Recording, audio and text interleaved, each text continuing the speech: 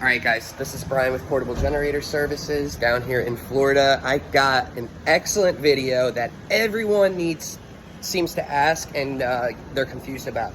And that is, do you shut your power off? Do you shut your AC off? Do you shut your water heater off before you're about to do a test with your generator? People say, oh, it might surge, it might fry the compressor if we don't shut power off before we shut power off, because we're shutting power off. But a lot of customers get nervous and think that they need to shut the AC off before we kill power because it might send a jolt and fry their compressor. That's a myth. That will not happen.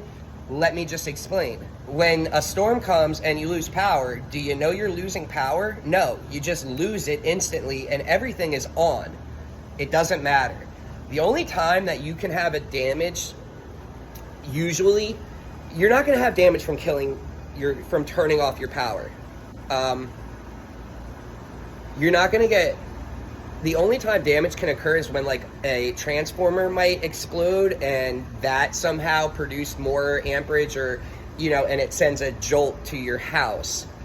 Other than that though, you leaving the AC on, everything on in the house, and then starting the test, which would be, okay, if you want to test the house, we shut the main breaker off. You can shut that main breaker off with everything on. It's not going to do anything. It's going to be like you losing power. You don't shut everything off when you're losing power because you don't know you're about to lose power. So, with that being said, I still let customers, I say, listen, it doesn't matter. And when I explain about how you guys don't know that you're going to lose power when you lose power and your AC is fine, that's fine. It's only some weird 1% type of situation to occur that will damage your appliances when you're shutting power off. You're not going to do that just testing your generator. You don't have to shut your power off, your AC off at the thermostat. Leave it be. When you perform your test, you're going to go kill that main breaker that's killing power to the house. You're going to use the interlock switch to move that up to then turn gen breaker on, connect cord to the outlet to your generator, turn the breaker on the generator off until you get it running. Start the generator up. Make sure it's pointing, exhaust is pointing away from the house. And once generator's running, go ahead and hit that switch on and boom. Now, if your AC is too big and you can't use it with your generator, you're going to go to the circuit breakers, your panel, find air condenser and air handler, turn those off. Turn them off.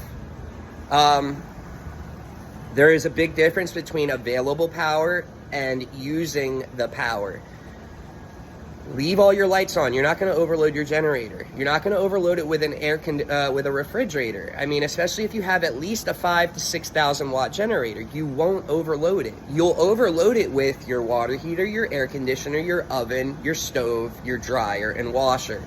That will overload it.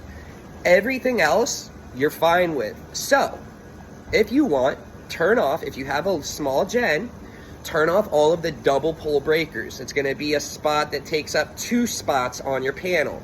They're connected. Turn all of those off. Leave everything else on. But if you follow what I said, turn the main off. Turn your gen breaker on. Plug in.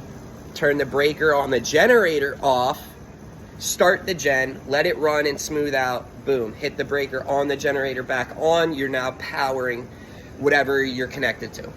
All right, if you have any questions, let me know. But the myth that you need to shut things off before you kill power is totally just a myth.